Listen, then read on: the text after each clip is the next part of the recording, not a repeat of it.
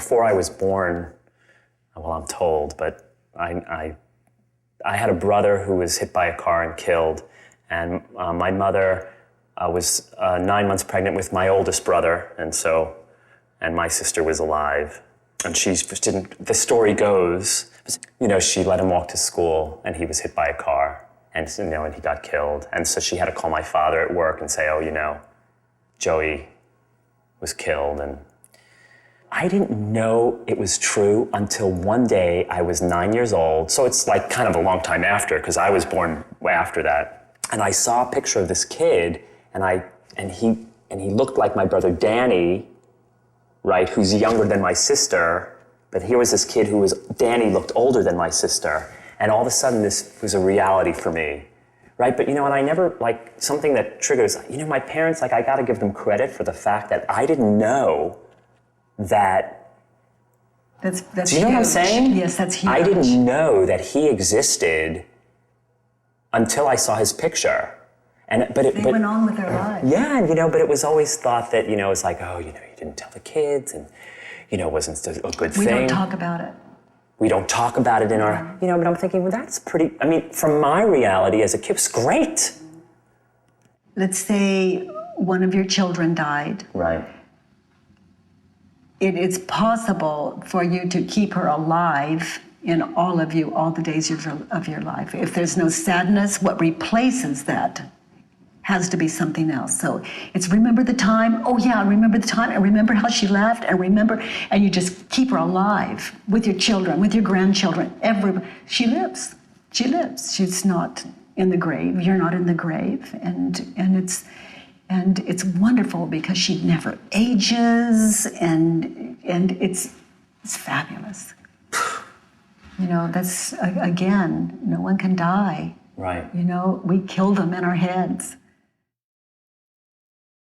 What I notice with all my kids, and even since they've been babies, well, I don't know that I know this, but let's say that I notice that they have certain behaviors, even before they could talk, and I can tell you what they are. Mm-hmm. Emma just had tremendous tantrums, and she would kick. We didn't even know why. So you're calling them tantrums, right? And that's just an idea. Right. Good. Okay, I got that. But every kid has a different way. See, with the tantrum thing, let's look at that. It's like, that's what you called it, and that's what you believed it to be. And it's nothing more than it is what it is. It just is whatever you believe it to be. And whatever you believe it to be will stress you out, or it won't. And you can go to the doctor either way. If it seems, like the child's in pain or in some kind of trouble. But you don't have to be tormented yourself with it, other than what you're believing when you attach a story to what's going on. Then as the child gets older and the same behavior continues, mind begins to take that on and catch up with it and use it to identify as. So the mind will give reasons and believe it. And that someone calls a tantrum, and then the child learns to call it a tantrum. Right. It wasn't that when she didn't know what it was. Yeah, it was nothing until she became a believer. Right. And then as she became a believer, then mind has a reason for everything. It believes it, and it keeps that personality or that identity alive to itself. And it's nothing more than if the child had no mind, was absolutely brain dead, it would appear to be throwing these tantrums because that's what you believe they are. And basically it just is what it is. So, would you say that aging is a belief? Well, absolutely. And time passing is a belief. A thought, right? A concept. A thought. But the body seems to age. If you have a past to compare it to. Right. That's true. Mm-hmm. You said that mind is seeking a place to rest. What does that mean? Well, another way I said it is seeking a home for itself, a place to rest in itself. Because, if you think the thought, for example, I can't do it, the mind immediately travels to find some kind of resolution for that. And all it knows how to do is find examples of why that's true. Mind is brilliant in its seeking for truth. So it thinks, I can't do it. So then it begins to experience all the images and concepts to prove that it can't do it. That's how it keeps the past. That's how it gives the illusion of a past. It doesn't keep it. It just keeps the illusions that people believe the images in their head. And it really looks like a past is real, even though it cannot be. So when mind asks itself, is it true? I can't do it, is it true? Then in that space of don't know, you experience who you are without the thought, I can't do it. Mm-hmm. Mind experiences that, and then options flood in. Right. They flood in. But when the mind is busy showing us images and concepts of why we can't do it, those options are not available. So you ask me, what is God? And when we believe we can't do it, for example, that thought becomes our God. And it's all we're worshiping. It's like, I can't do it because. So that is worship. That is devotion. And that takes everything up. And there's no room for anything other than that when mind is in it. So when the mind has the presence to question itself, for example, I can't do it, is it true? Then it stops moving to that polarity if the intention is there. Right.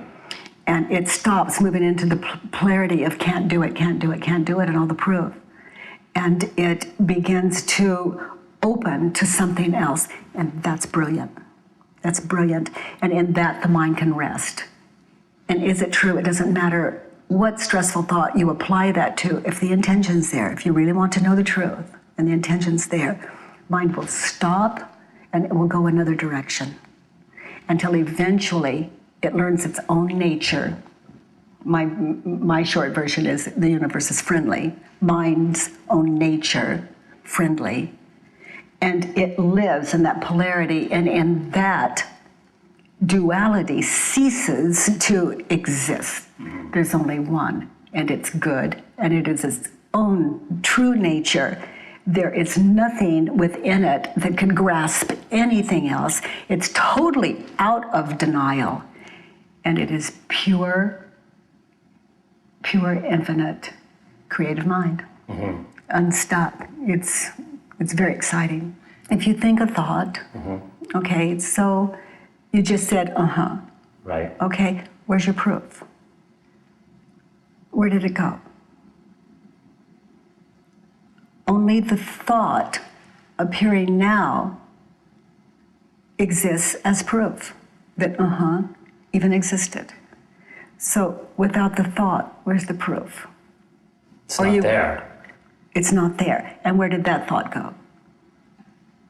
So actually, even thought doesn't exist. Actually, when I say mind is everything, the truth is, and when you look at it really, even thoughts don't exist. Not only do problems not exist, but neither does mind. Mm-hmm. And I invite everyone not to believe me, but to test it for themselves. Right. All of this. There's nothing I say that I don't. I just invite people not to believe me, please not to believe me, and simply to test it for themselves. Otherwise, words just are taken on as concepts, and the ego just inflates, and nothing really gets done. And it's the same, right? It's the same. We just all look wise and smart, Right. and until it's realized, it's just of no value. It's just more denial. But I say this again, I love that.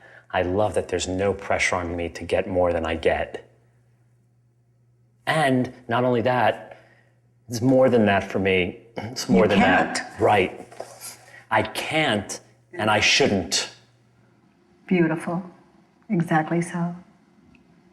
It's like, I can't, therefore I shouldn't. Right. Well, there you go. I mean, what more could you ask for? Really? Yeah, what a perfect setup. It is what it is. And no one is more ahead or further behind. It's just all running beautifully. Right. Love this. I took a test in a woman's magazine. You say, I was waiting in a hair salon. The magazine caught my eye and I opened it at random. The headline said, how good a lover are you? There was a page full of questions. Do you prepare for his arrival? No. Do you put on sexy lingerie? No. Do you try special techniques to please him? No. I added up my numbers at the end and I discovered I had flunked the test. I love that. To their mind, I am a dud. To my mind, I am the perfect lover. Why would I prepare for his arrival? How could I project anything better than Steven? And why would I bother? He is all I want when he walks in the door and in every moment. Do I wear sexy lingerie? That might be fun. And I notice that the thought never occurs to me. I also notice that it's unnecessary.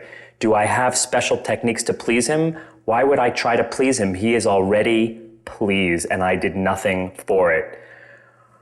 What were these editors thinking? Love is not doing nor is making love. Who needs props or techniques when the heart is wide open? The real plan is always the way of it, eliminating the need for any plan I might have. I don't know a thing about pleasing or being pleased. So there's no way I can't be the perfect lover. Wow. Yeah. Yeah, and it's effortless. The pressure to be hot and lingerie, and well, what's that about? Well, it's about pleasing yourself. And in that, it's absolutely understandable. If you're not pleased with yourself, then you look for other means to do it that are outside of you. Right. But when you're pleased with yourself, if you take off your clothes and someone goes, oh, it's like, how odd they would see me that way. I hope they do better. And it shows you who not to be with. Oh, you mean like a lover type? You take off your clothes and they say, ew. Right. And in all the lingerie, they could go, ooh. They could do the same thing, so you may as well be you. Right. And I think it's marvelous to do all those things. For some of us, that's the best we have going as far as self-esteem. You mentioned you went without food for 24 days? I think it was 29. 29, oh. Why would that? Well, it was very early after the experience, and I heard people talking about hunger, and I wanted to test it. So it was nothing more than that. Right, that's... I wanted to see if... I was looking for things that were true, and I couldn't find any.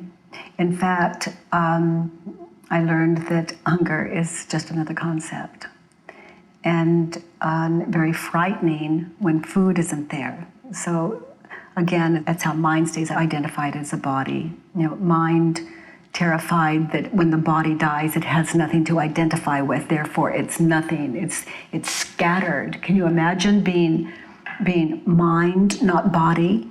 No. You'd have to identify as something to appear to exist. So there's mind and there's body. And if we would work on mind the way we work on our body, or be concerned as with mind as we are with body and put that time in on it, it would really shift us into a whole other paradigm. And that's what I'm asking people to do, to bet on the winner. You know, bodies don't make it. Right. So work with the mind. You know, it's everything. So I tested hunger, and someone told me that there were people from outer space and Martians, and that they were evil, and I was too free. And some Christians told me I was too free, and evil could get into me, that I wasn't careful, I was too open. I heard all kinds of things from all different traditions and ideas, and I tested them all, and I'm still open. You know, interesting, you know, you talk about working on your body. You know, I don't really know, the gym has sort of shifted for me. And I still go. There's something about, you know, having to produce a certain look, you know, and I can just go. And even wanting to produce that look, that's okay. You know, it's just, all of it is okay. Do you know what I'm saying? I want to produce that look. I don't. Do I?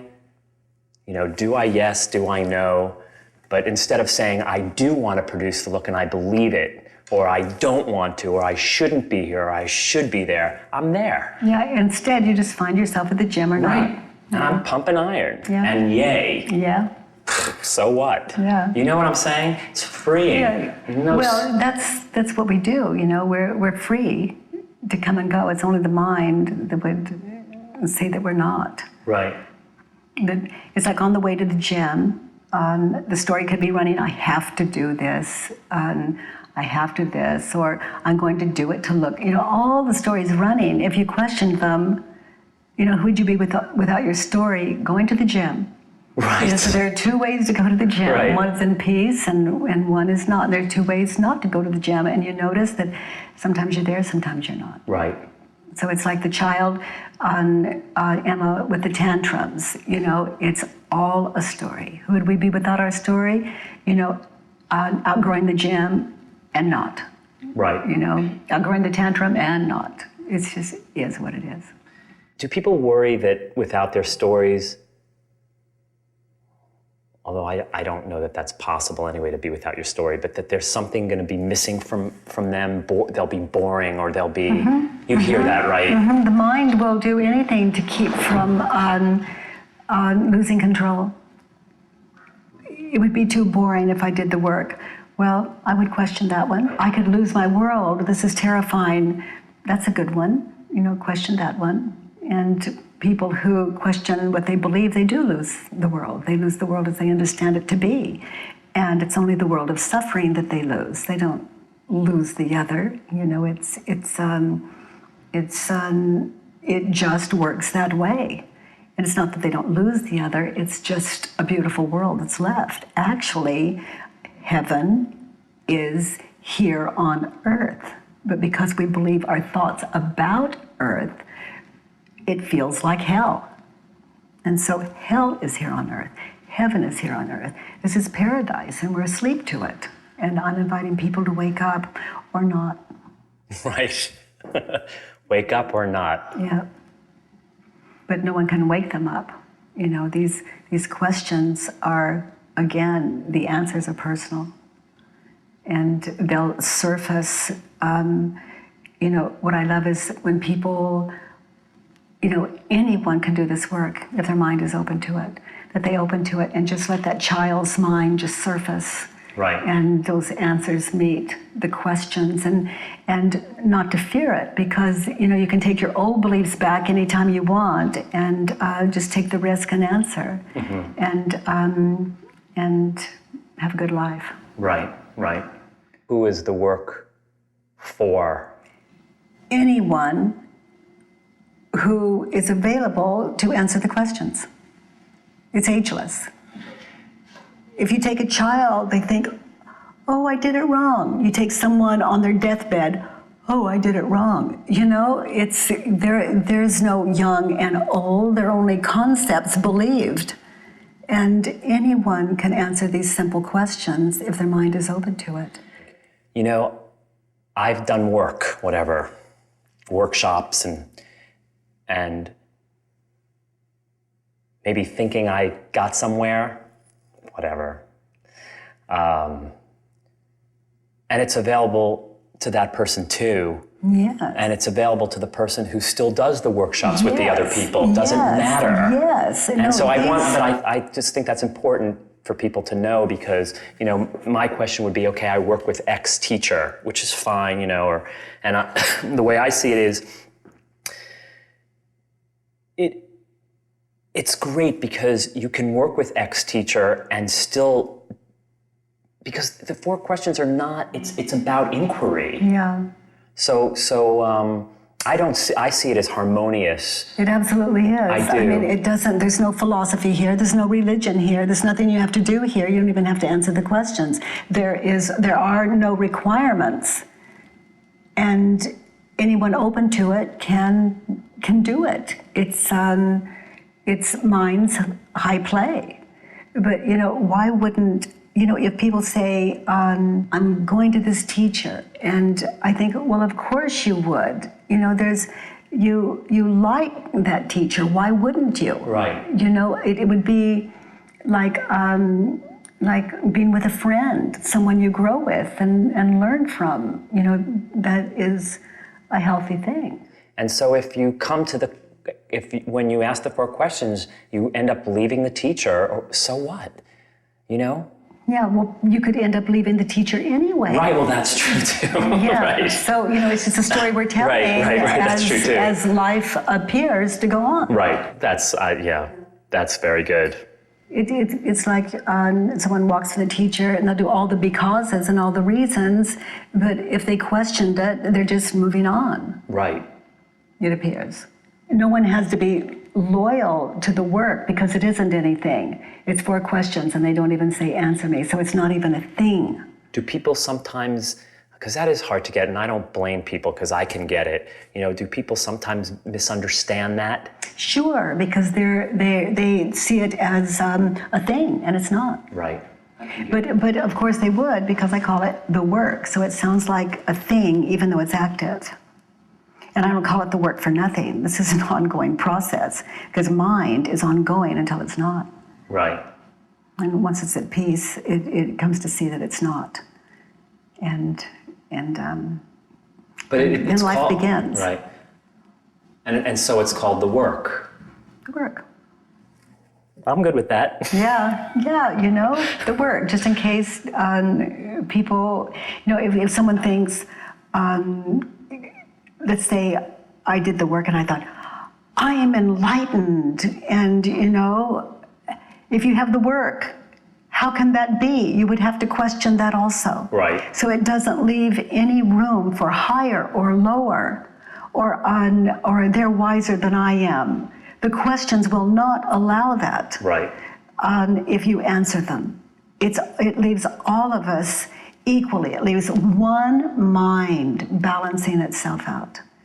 And as your mind balances, whatever you hear, in other words, as you continue to learn what is true for you and what is not, the whole world shifts in that, because you're able to hear and be a part of reality rather than separate from it, and it all begins to make sense. Why do you emphasize writing down the questions as opposed to just doing them in your head? Well, you mean on the concepts that we're working with? Right. I ask people to write, to identify their stressful thoughts and put it on paper. And that way the mind is stopped. The stressful concepts you're believing are stopped. They're there. And your mind can go on and say, I really didn't mean that. I meant something else. Doesn't matter what it did, what it thinks. There it is. So undeniably, you know, who thought it? Who wrote it? Well, that was you. That's it. You know it. And no matter what your mind does with it, there it is. Right. It can deny it, but there it is. So then it's still, it's stopped. People have wanted to stop their mind for centuries and centuries and centuries, and they never knew how. So there it is, stopped. Mind on paper, stopped. Bring it out of mind into the physical world that mind imagines that it exists. Put it on paper and then question it using the 4 questions and turn around. And no matter what happens with other concepts, just notice, write them somewhere else, and come back to that one. Do all 4 questions and turn around. And no turnarounds without the questions first, because the questions, the turnarounds become habitual and ineffective without the 4 questions. Right. Not that that's not helpful, but eventually the work doesn't work. Why? Because you're not answering the questions. You're taking a shortcut, which again, it's okay. It's just that if it stops working for you, it's because you have stopped working it. Right. So the 4 questions and the turnaround, and you find 3 examples for the turnaround so that the mind has an opportunity to see how the opposites, or if the opposites, are as true or truer. And they always are. They always are to the open mind. And open mind, open heart. Closed mind, closed hearts. People who harm themselves and other human beings have closed minds. It's not their fault. They're simply believing their thoughts. When I go into penitentiaries, hardcore prisons, work with lifers, it's simple to see why they're in there when I understand what they were believing when it happened. And I was sharing with an interviewer from Israel Today early this morning that an American in an Israeli prison for murdering his girlfriend, sentenced for life. And he sent me a thank you note. There are some people there that take the work into prisons all over the place. Muslims, Jews, they're just doing it in Israel. It's wonderful to see what they're doing with the work there. But he was thanking me for the peace that he has found. He murdered his girlfriend because she didn't think he was enough. She didn't think he was worthy, on and on and on. And he murdered her. And he became so angry. So he was doing the work in prison with my friend Arik, and he found that his girlfriend, he had no proof she ever believed that. She never said that to him. She never gave him cause that she believed it. He was simply believing it about himself and projecting it onto her. So when we believe just a simple thought like, she doesn't think I'm worthy, or she doesn't think I'm enough, a simple thought like that, when you believe it and the mind gives you all the proof, it's not a little thing. When a person writes down, they identify and write their thoughts on paper, especially people who are depressed or angry. If they would just question their thoughts, oh my goodness, their identities would shift so quickly that they wouldn't have to do prison. They don't have to do that kind of time. And those of us that are not in prison, are we locked in to the prison of our minds? And people don't like to be locked up in prison because what they're locked up with is their thoughts. And other than that, prison's great. If you I was just going to say. Yeah, you put a Buddhist monk in there and lock him in, and he says thank you. Right. And I walk through prisons. There's in San Quentin. There's one of the old places they call Broadway, because it's so full that sometimes they have to just pack them in. I mean, they don't even have cells, and they're just all over the floor on mattresses. It's really quite something. And so I'm in there, and I hear, they lock someone up. You hear the door slam, and you look up, and it's just layers of, just tiers of rows of cells. And you hear one shut. I heard one shut way up above to the right, and he started screaming. And then another one goes off, and another one goes off. And what's happening is they're believing their thoughts. That is the only reason a person would even scream. I mean, again, look what they're locked up with. And there's nothing available to them to shift the mind. like with a cigarette or shopping, credit cards, sex. There's nothing. They're just stuck with this and nothing to do with it. No credit cards. And there they are. You know, the thought, I need to get out of here. That is torture when you can't get out and you believe it. I can't live in here. This will kill me. That is torture when there's no way out and you believe it. You believe what you're thinking. So now, with the work in prisons, these prisoners are becoming freer than people on the outside of prison. And I love that because it's true rehabilitation when we don't believe our stressful thoughts, the thoughts that would harm ourselves or another human being. Those are the stressful ones.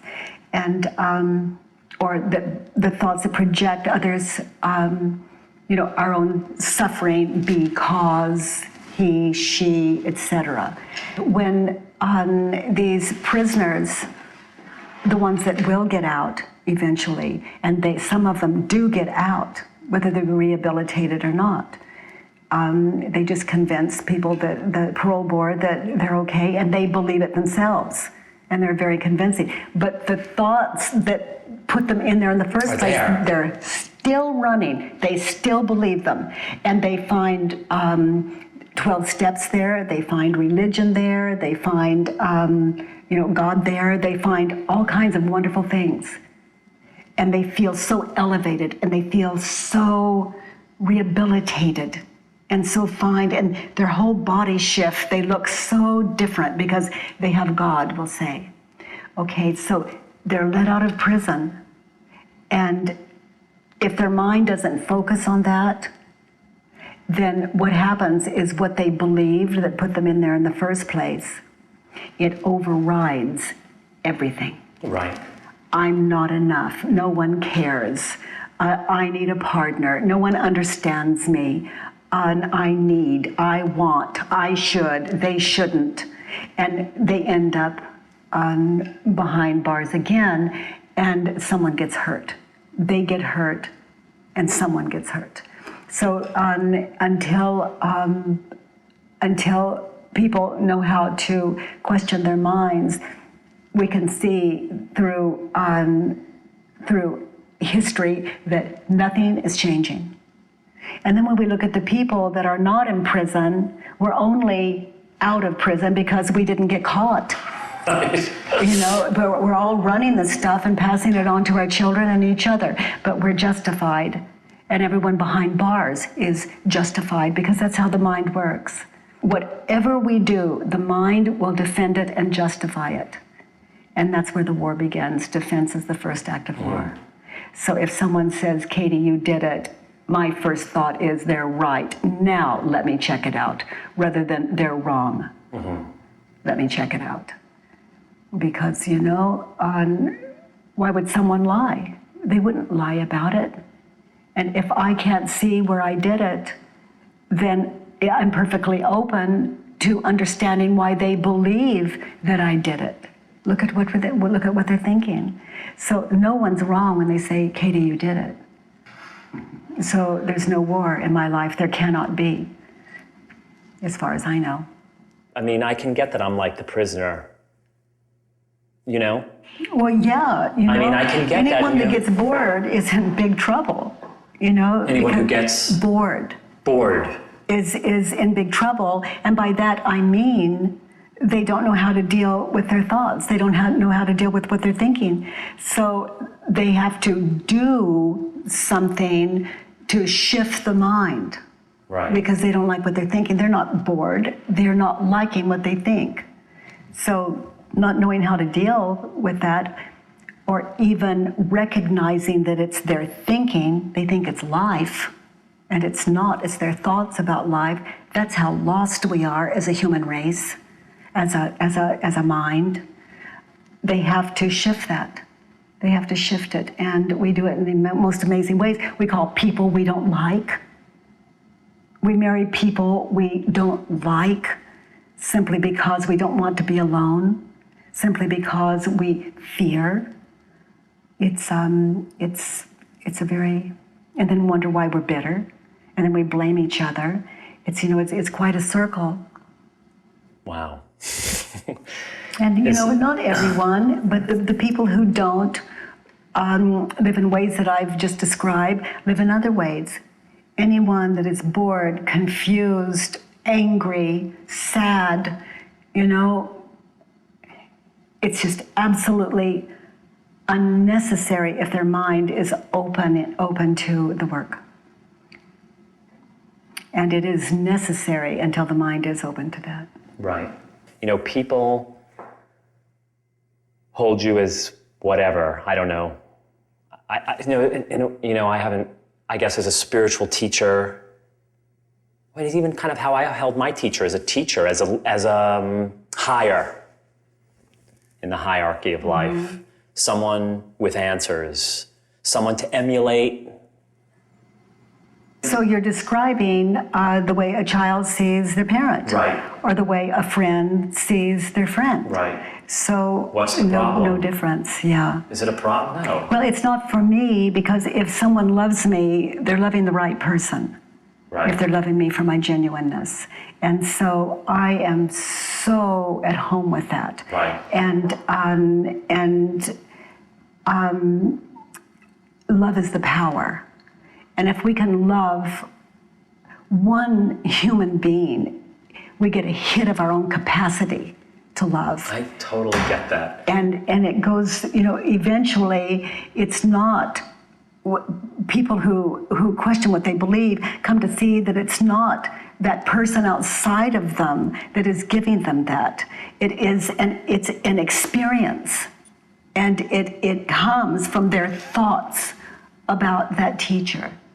And that's what they're loving. The story of my teacher is this, this, and this. So again, that's who people believe me to be.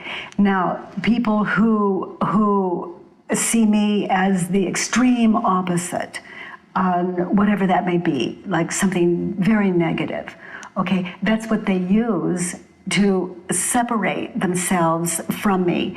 And if they use it with me, they use it with their own children, just like the other way, from the other polarity.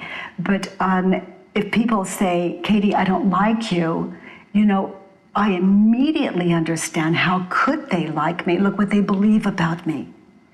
What might that be? I mean, Well, it would be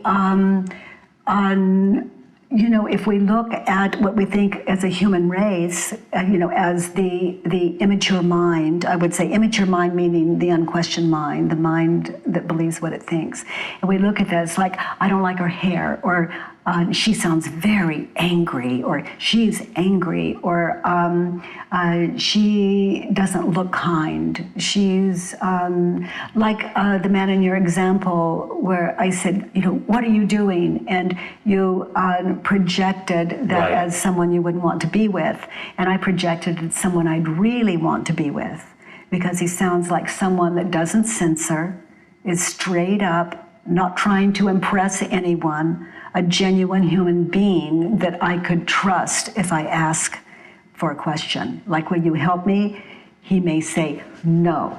And I really appreciate that, because it shows me where I'm to go next. So it's like everything is as it should be. But if I had a story about the tone of his voice, etc., I'm lost. So back to teacher. Right. I love when people love me. Why wouldn't they if they were of sound mind? Right. Knowing that if they loved me, they would love the next and the next and the next. In other words, their siblings, their parents, their children. It means they have their heads together. And then if they haven't worked through everything, eventually they'll project that onto me, and they'll no longer love me. And love is as the human condition, the mind understands love. Actually, personalities do not love. They want something. And when they don't get it, they shift, mind shifts. It becomes frightened for the identity that it's taken on. Anybody can be the teacher, the student, you can be We all are. everything. We all are. It's like, where did you learn that? Oh, from my brother. Where did you learn that? From my 3-year-old daughter. Where did you learn that? From my aging 95-year-old grandmother. Right. And we're all teachers. Right. And we're all students. Also with the book, it's amazing how I'm sure for different people, different things resonate. Mm-hmm. As my body moves, I hear each step on the hardwood floor as if it were mine. This step, then the next, then the next. I experience everything in slow motion. More accurately, I experience everything frame by frame by frame. Each moment is a frame for me, not necessarily connected with any other. Without the I know mind, everything just is. And there's no reference as a you. You could say there's no reference for a past. So it's like now. And in fact, my hand did this, and then it did that. That's a whole new identification, one not connected to the other. I'm not the doer. So, just alleviates a lot of stress for me. That's why I invite people to question the thoughts. Wherever you are, under any circumstances, can you be happy from here? That's your nature, it's your birthright. And then if a wife and children appear, what an amazing world. Right. And for now, here you are, it appears. So people's minds are into Friday, imagined Friday, and they miss the experience of life and live life as imagination. Right. Friday's either stressful or not stressful, depending on how you think about it. Yes. Not how you think about it, but Friday doesn't exist other than in your mind. Right, so what is happening Friday? Is it something, is what you're believing a happy thing or a dreaded thing? And that's all. Right. That's it. That's it. So I invite everyone to get a future. It's just, if you don't love it, I'd question your thoughts about it. And, I also invite people who want to know the future. People are so interested in the future. Well, here it is. This is it. Frame by frame by frame, right? Well, in the way I'm speaking, this is it. Right. No frame. This is it. Right. And if we're discussing imagined time or realities, then if you go back to the little child that you were when you were lying in bed maybe, or sitting out in the sun under a tree or something, and you had the thought, what would you be when you're your father's age? Or what would you be when you grow up? What is your life going to look like? Well, you go back to that little boy and say, here I am, this is it, questions answered. Right. End of the mystery, this is the future. What does this mean? I often say that if I had a prayer, it would be this: God, spare me from the desire for love, approval, or appreciation. So seeking love, approval, and appreciation is like living, it's living as a slave. A person would immediately, seeking love, approval, and appreciation, would immediately project what they need to say, do, how they need to move, what they need to all of that to win your approval. Right. And so, they create a facade and, whatever they think you would approve of. And then when you say you care about that person, they never believe you because the person you're caring about doesn't exist and they know it. With a facade, the way I used to live, people liked me or they didn't. Without a facade, people liked me or they didn't. So I'm free and people are left with what they believe about me and it's all good. So what's changed is you. But that's all there is to you. And when you were going for approval, what you thought people thought mattered. Oh my goodness! That's why I say, it's slavery. Who enslaves us? We do. It's like, what will he, what will she, what will they think of me if I wear this, if I say that, if I do? So everything's always censored, so we can be that facade that we think they'll approve of. Right. So, people who question their mind begin to understand there's nothing we can do to manipulate or control another person's mind. That it's it's difficult enough and hard enough to know our own. Right. That's enough. As you continue to question your mind, you just come to love you the way you are and just find it fascinating that other people don't, and you understand why they wouldn't, because they are believing their thoughts about you. Right. And I say if I had a prayer, because I would pray in a heartbeat if there was something I wanted. But when you have everything, when everything is just the way it's supposed to be, perfect, and just for you, what would you change? Is prayer Nothing. Is prayer about change? Prayer it's about it's the attempt to dictate through a plea on another reality.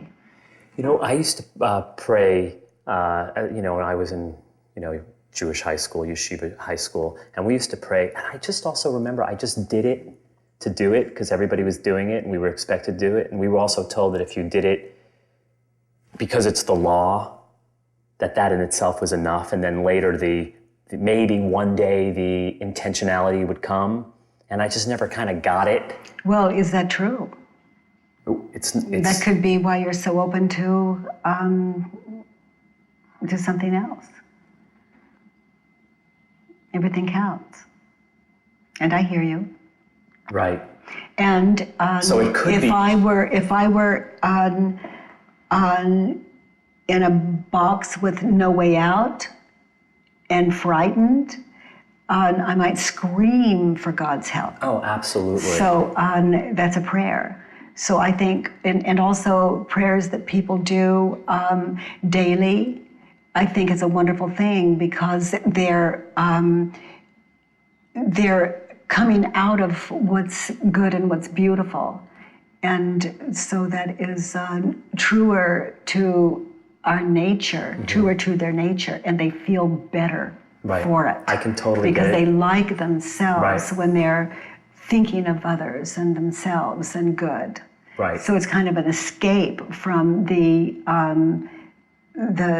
mind that would see what's wrong with everything, including oneself. Right. They're kinder thoughts. Right. Thoughts for others, thoughts for yourself, and well, what's wrong with that? nothing. I'm for it. Right. And if people question their stressful thoughts, that's all they're left with. So I call this unceasing prayer. This what's left, unceasing prayer, unceasing meditation. But it's the prayer answered. So it's living as the answered. Right. So if there's prayer, great, and if there's not prayer, fine. Well, it doesn't mean anything other than many people feel better when they do. Right. It's like making ourselves feel better. It's like comforting ourselves. Yeah. And I might have the thought for example, God help me. Well, I'm a very impatient person, so I would turn around saying, Katie, help yourself. Right. And there's another turnaround, Katie, help God. And that's a beautiful thing. And if God were loving, what would he be? Everything. And that would include me. And so my arms are always open. Because there's, just talking about prayer in the book, when Roxanne was having her babies and didn't look too good. And her in-laws grabbed your hand and said, will you pray with us? Mm-hmm. And so you did. I was just very happy to. Right. I was just very happy to listen to them. And I'm always open to something that I want. I just don't, I can't identify it. Every time I identify it, I already have it. Right. And when Roxanne was going through that, or you heard her screaming, or I think you heard her screaming. Oh yeah, it was amazing. There was no staff there for it. It was amazing. They were looking for the janitor. It was just, and then when the door did open, there was so much blood in that room, and there was no way to know if one person in there doing surgery with no assistance, and the assistance that they did have wasn't a doctor. And anyway, it's the mind can do a lot of things, but when there's no mistake, then it's just all good. You just watch. And it's like being. And that's what you did, right? Yes, and it's like being a hawk. The awake mind is the awake untroubled mind is it's just like this. It's just like a beam, and it just looking for basically, how can I help? Because it's always okay. It's always untroubled. It's always ready to spring into help. That's its nature. And there's nothing to stop it because there's no fear. It strikes me as really an amazing story. And then what I also see is that being that way in that situation, it seems to me to be the most helpful because it's the way it is. What's happening, and I didn't go through that, so I'm speaking as like something I'm seeing new from something I didn't go through. So, but when I look, I see, well, that would be the way to be. Well, it's the way that everyone wants to be, just alert to what is, in the moment, in a position to serve. Right. And awake to what to serve. You're not looking for something, you're waiting. And when it's there, boom, you've got it. Right. It's just so obvious, it's reality. Right. The difference between reality and imagination. And everything turned out okay, Yeah, well... But you don't know that, yes, you only know that now. Yes, you know. Yes, you do. You do. Yes, the baby lives, good. The baby doesn't live, good. There's nothing outside of that. Right. There is no duality. There's no positive and negative. It's all positive. And the mind would give you every reason to believe otherwise. And then the body experiences that as stress. Now, just to talk about the I can't do it, I can't do it sometimes, but I somehow I can get past it mostly, and not always. When you think I can't do it, your mind will give you all the reasons why that's true. So if you put those on paper and question them, it doesn't leave much, I can't do it. Right. It leaves, when you have the thought, I can't do it, you can immediately go to, how would I know that? That's just a theory. A thought, right? Yeah, it's like, well, you can't know that you can't. And you can't know that you can. It's just that one is easier than the other. One is because there's less trail to prove it. Which is easier, the I can't? I can. I can is easier? Sure. Because when you believe I can, your mind immediately trails into ways and options of pulling it off. But when you believe I can't do it, your mind immediately is showing you all the reasons you can't. Right. So either way, when you believe it, the mind supports that. Right. That's how you continue to believe. So with this mind, the way it's working from here, like my mind is everyone's mind, and the way it speaks and lives and exists and believes from here is, if someone says, Katie, you can't do it, I think, they could be right, and who knows? I don't have to go rah, rah, rah, yes, I can. Who knows? They could be right. Who knows? But I don't believe I can. I don't believe I can't. And if it's something I want, I just move to it. Right. And I notice I just move to it or I don't. And even a want isn't true. These are just stories the mind tells as life appears to go on. right. You mentioned that there are no new stressful thoughts. Yes, all recycled. And I've noticed that in every language, every country in the world that I've ever traveled. Gilgamesh is the oldest known written epic, the oldest epic known to man. And it was chiseled in clay. And all of the beliefs that are in that book, and my husband translated this book, so I had an opportunity to look into it. And I saw what I've known for more than 20 years, and that is there are no new stressful thoughts chiseled into that clay stone. We're still living them today. We're still believing them today. And if you think of any belief that we have considered here, talked about today, nothing new, nothing new, nothing new, nothing new, nothing new. And when we look at the question mind and how it just flows and cuts through everything, it just does not have time to get stuck. Right.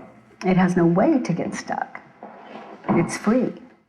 When you say new stressful thoughts, do you mean There are no new stressful thoughts. there are no new stressful thoughts? That's it. Yeah, and that's, the Judge Your Neighbor worksheet. I designed it just understanding that all thoughts are about I want, I need, you should, you shouldn't. Oh yeah, right. And it's all lined out. I don't ever want to, and basically it's your fault. And if you changed, then my life would be better, and of course so would yours. And that's ridiculous. We've been working under that system forever, and we're still at war with the self, war in our homes, communities, countries, world. It's like a child isn't born when they come out of the womb. The child is born the moment that they become a believer. It's like the parent could say, your name is Emily, and let's say Emily is this little infant in the crib. You say, you're Emily, you're Emily. She's just goo goo gaga. Right. She's not gonna, that means nothing to her. When she gets a little older, Emily means nothing to her, nothing at all. And then in some moment, you say, you're Emily, she becomes a believer. Right. And in that moment, she's born with whatever it is. Like you say, it's a tree. The moment she becomes a believer, she's born. She is separated out. And who did it? Not the parent, the believer. The mind is identified as this, Right. as I. And before that, she was not that. She was only what you believed her to be, and she was not bothered. She was a non-believer. Right. And she was nothing. And you said she cries, she's hungry, she's thirsty, she needs her diaper changed, but she never told you that. And you interpreted her crying as that. And good. You change her diaper, you feel better. But we say she this, she that, she this, she that, she wants up, she wants down, she's sleepy, she wants to get, and she, it's a wonderful story, and there you have it. Right. Can a depressed person get out of being depressed without medication or therapy? It would, I know that I did. And if I did, from the tomb that I was living in, that if I can, I don't know why anyone else couldn't, and I don't know. You- But I know it's possible because I've walked that. Right. I mean, but even for me, I mean, it's hard for me to say, I don't know what one other person's depression is, but as you talk today about stressful thoughts. There are no new ones, so I know what they're believing. Right. I mean, there are no mysteries. It's over. I mean, when you know your own mind, it's over. Once you understand mind, the mystery's gone. So that's the end of seeking anything. So let's say, if I have a stressful thought, she doesn't love me, whatever. I mean, I can think of many. And let's say the guy in prison, whatever he believed, and then he murdered His girlfriend. his girlfriend. What's the difference? I didn't murder, I had the same stressful thought, but I didn't do what he did. Well, if you look at the stressful thought, she doesn't think I'm worthy, the mind shows all the proof. Well, yours trails so far and then comes back. But his just keeps showing all the proof that it's true, what he's believing about her. And then all of this that's holding it up, it's huge. And that's how murder happens. But if you question this one, like she doesn't think I'm worthy or worthwhile, and it starts to show you all the proof and you question it, is it true? Then this drops. Right. And you can wait to see, can I absolutely know that it's true? And what I like to do, it's like if I have the thought you don't like me, I absolutely know that, number one, it's none of my business, it's ridiculous. And number two, that I can't know your mind because mind is, there's one mind, but if you put it all together, it's one schizophrenic mind, one multiple personality mind. It's all in time and space, it just appears to be happening differently, but if you put it all together, it's one mind, no time in it. So it appears to be in time. If I had the thought, he doesn't like me, immediately I would just say, do you like me? And use your mind. And if you said, I don't, then I think, that's interesting, our minds match. And if you said, I do, I think, well, that's interesting, nice to know the truth. And I believe everything you say, just like I believe on everything I think on one way or the other. It's just mind respecting mind. Right. Mind respecting itself, mind not at war with its own mind, which is every mind, all mind. And any answer? Mind always met. Right. Were you? And it's not valid because I understand how mind changes. That's how it appears in time. So I have the thought he doesn't like me. It doesn't do a lot of good to ask you because 10 minutes later you might like me. Right. So mind changes like that depending on the story appearing that it's attached to. I think, is there something said about, if I'm hurting and you're not, then can you be of assistance to me? Yes. Right. There's some. Without both of us being in pain, and Right. one of us is legitimately in pain, because let's say you really are. Maybe you've lost an arm or a leg, or you've broken your leg or something. And if I'm projecting what that must feel like, then now we're both in pain, and I can't assist you in the way that you deserve. Right. And the way that I deserve, because to assist you is where my true nature, our true nature lives itself out at the highest level. But if we're both suffering, your leg's broken, that's legitimate. I'm projecting, that's not, let me get over it and help. And we'd get over it if we could. But as long as we're believing, as long as we're projecting what that would be like, then, it's two people suffering. At the same time. Sometimes when people speak to me, I detect sort of a note of truth to what they're saying, or not. What is that? Is that true? Well, they're matching your belief systems, and maybe they've been a little hidden to you, and maybe they haven't, but it's ringing true with you.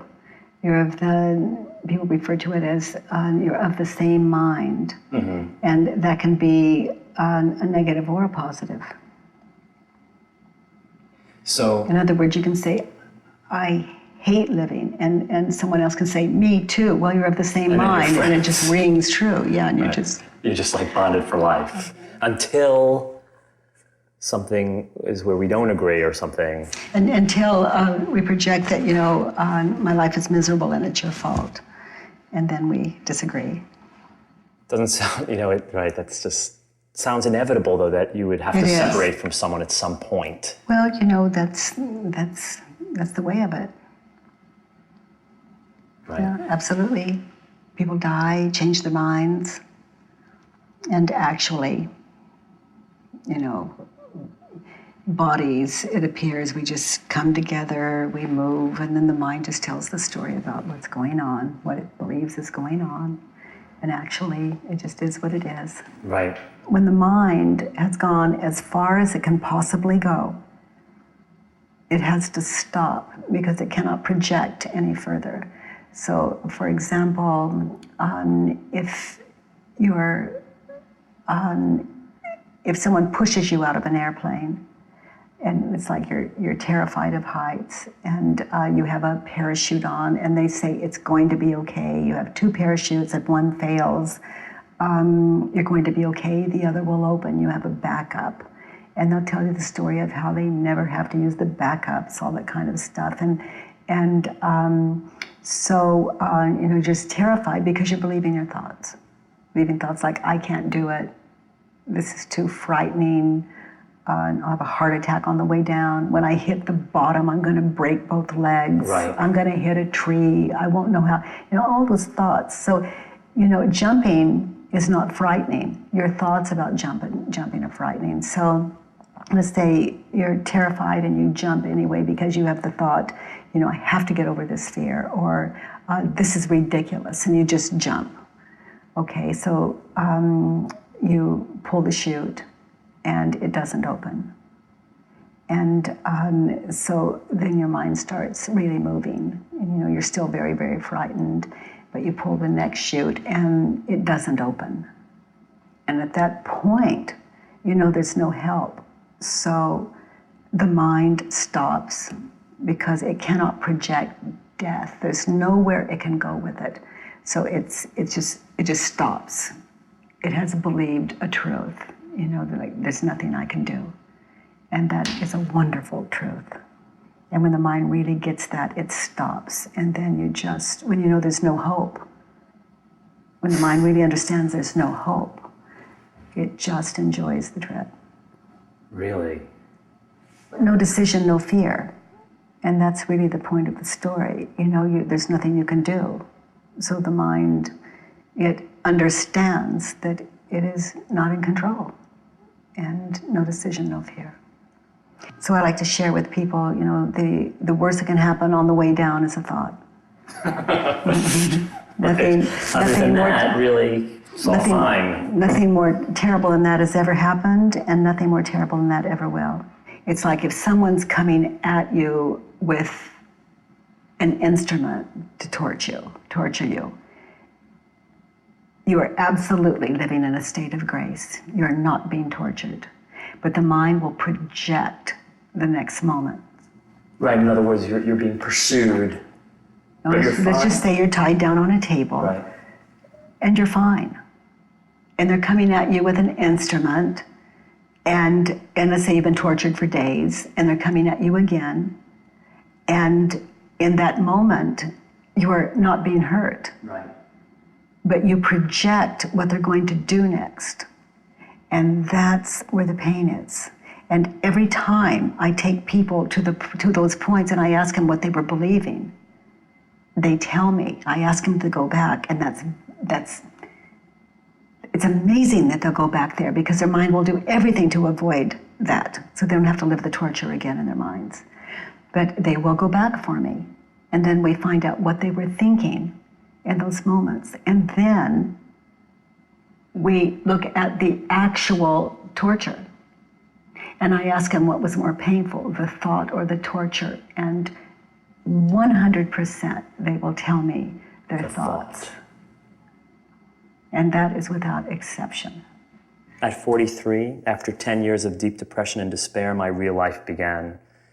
What I came to see was that my suffering wasn't a result of not having control, it was a result of arguing with reality.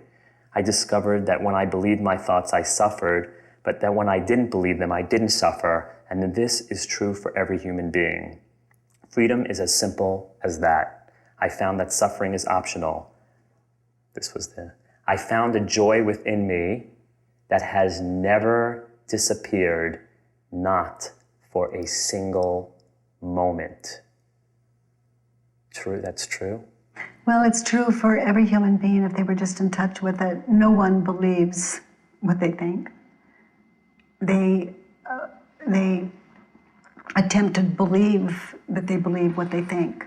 That's why inquiry works so well. It just wakes people up to what they already know. Right. I definitely can see that. It's a great book. Because I see it in the questions.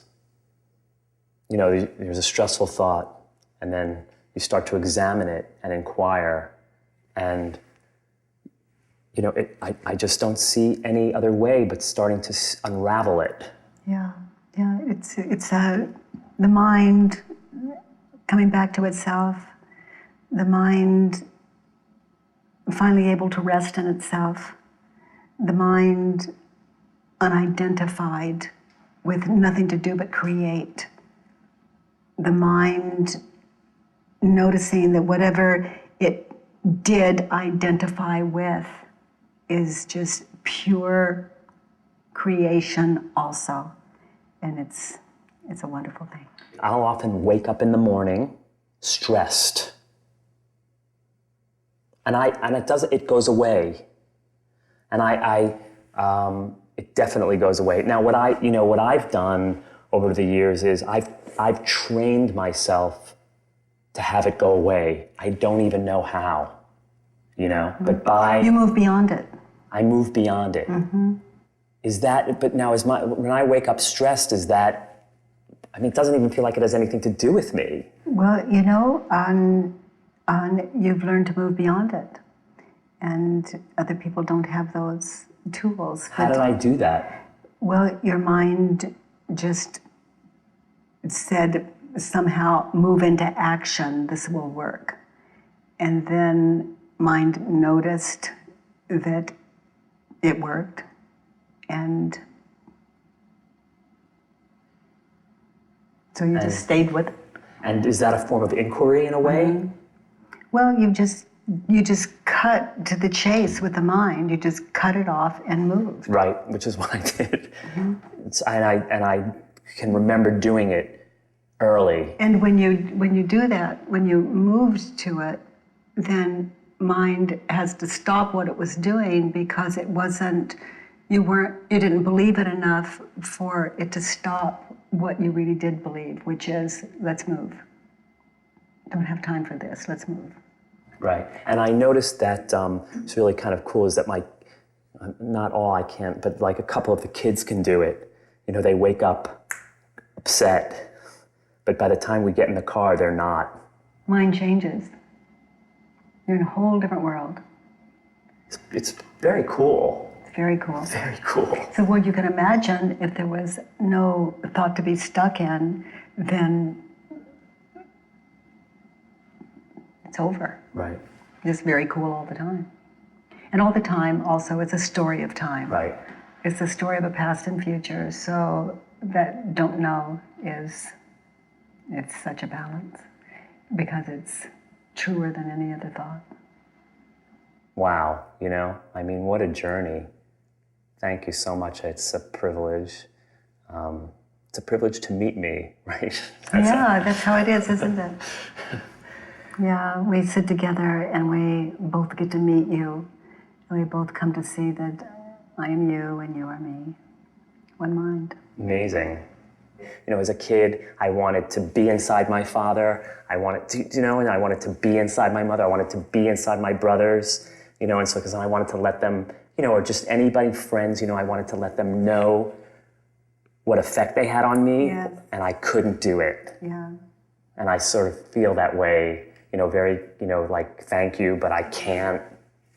Yeah, it's fascinating to allow thank you to be enough, and rather than trying to project what you're experiencing into another, Right. to just experience that thank you and what's behind it, and just feel that gratitude. I call it love, Right. and just let it kill you, basically. Right. Just let it kill you, and enjoy the trip. Thanks. See what's left. You're welcome, Josh. Thank you. It's really been wonderful hanging out together and going through 1,000 Names for Joy and meeting your children and your wife through the conversation. It's just been pure joy for me. And thank you for that.